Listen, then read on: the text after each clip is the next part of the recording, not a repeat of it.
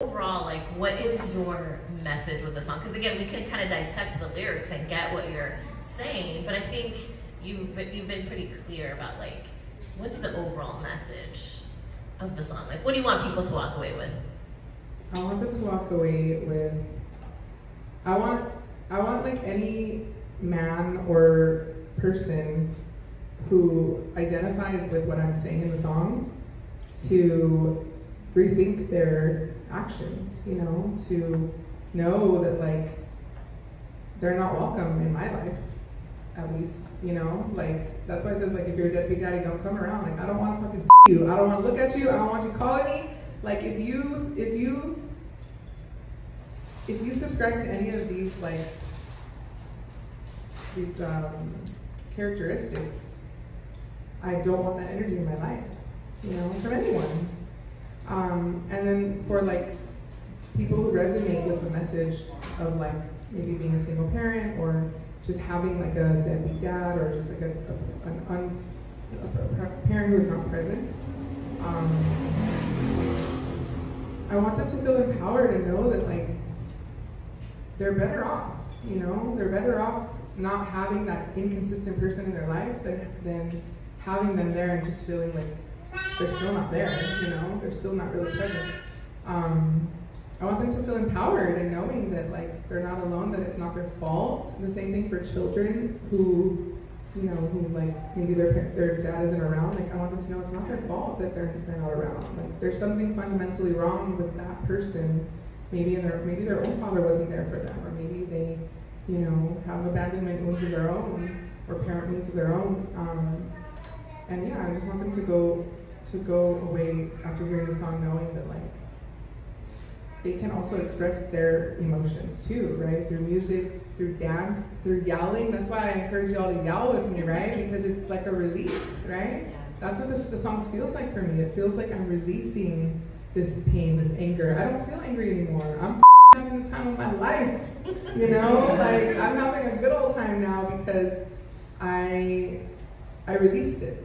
I made something out of it, you know? And it doesn't live in my body anymore, that anger, that pain. Now it lives in this song that I can move my body through and I can sing through and I can, you know, shift that energy.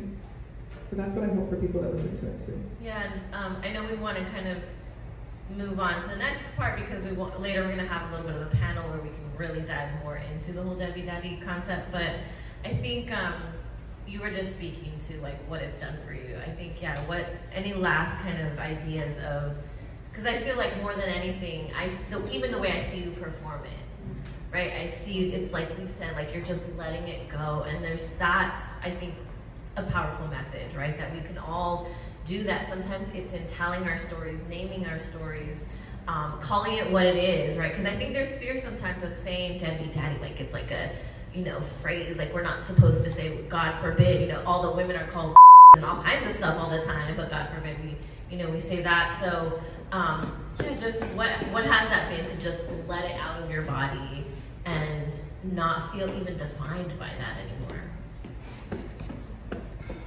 It's been really liberating, you know. I feel like it's kind of brought me closer to my purpose as a musician, as a mom, as, like, a leader in my community, and just, like, it makes me feel like I can really do and say what I want, you know, if I believe in myself enough, if I believe in my message and it comes from a good place and I'm not, you know, being malicious. Like, I didn't write the song to, like, hurt anybody's feelings. It was to help myself, you know, and if it hurts somebody's feelings in the process, well, that's their guilty conscience talking, not my fault.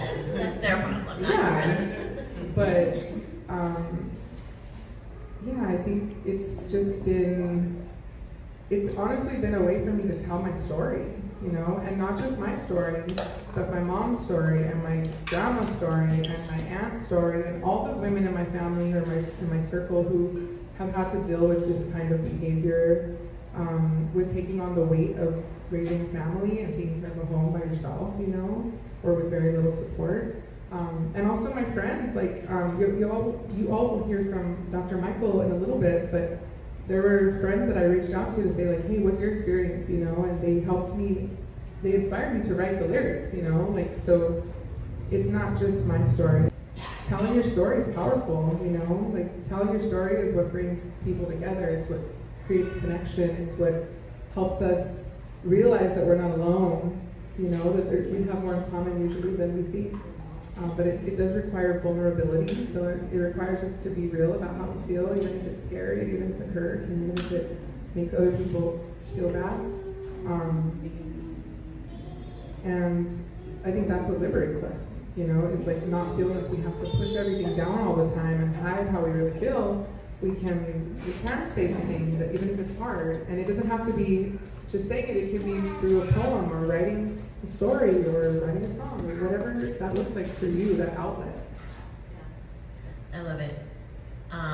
Another round of applause for our beautiful Dane.